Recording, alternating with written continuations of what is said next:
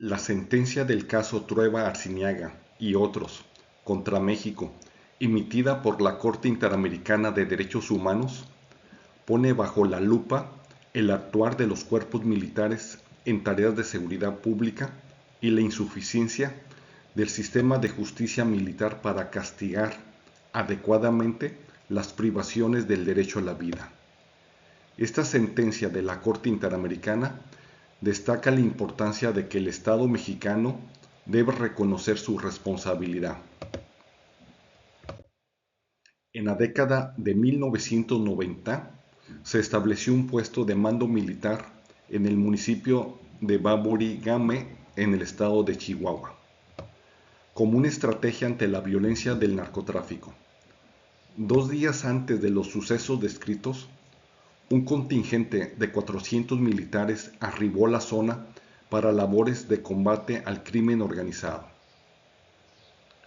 El día 22 de agosto de 1998, el joven Mirey Trueba Arciniaga, de 20 años de edad, viajaba en vehículo con su hermano y un amigo. Al recibir la orden de detención por parte de una patrulla militar, el joven descendió e intentó huir. Ante esta acción, un comandante del ejército disparó en repetidas ocasiones, provocándole la muerte.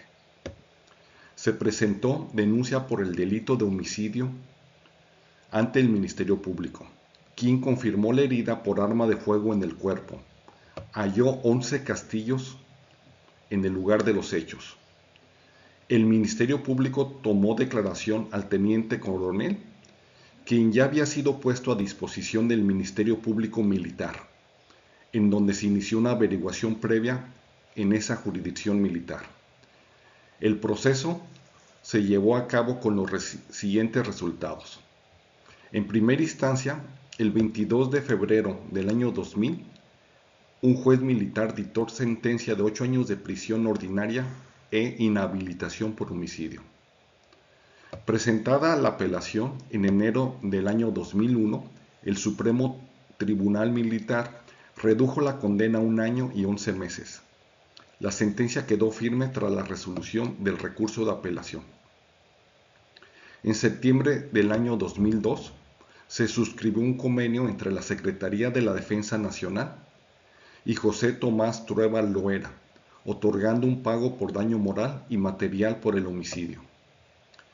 Para la familia Trueba, esto no fue justicia, sino una muestra de la indulgencia que el fuero militar aplicaba a sus propios elementos ante casos de homicidio de civiles.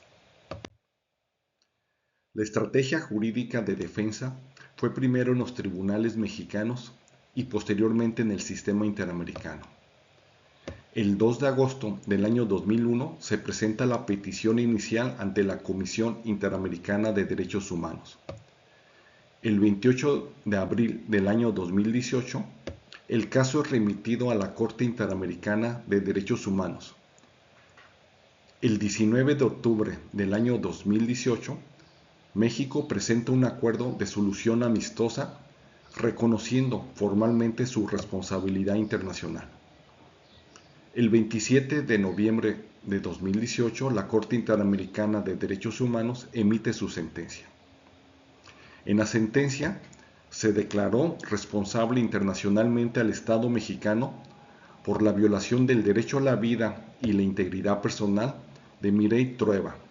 Asimismo, concluyó que las garantías judiciales y la protección judicial de sus familiares fueron vulnerados por la forma en que se llevó a cabo el proceso penal militar, el cual no cumplió con los estándares de imparcialidad y debida diligencia requeridas para un caso de tal gravedad.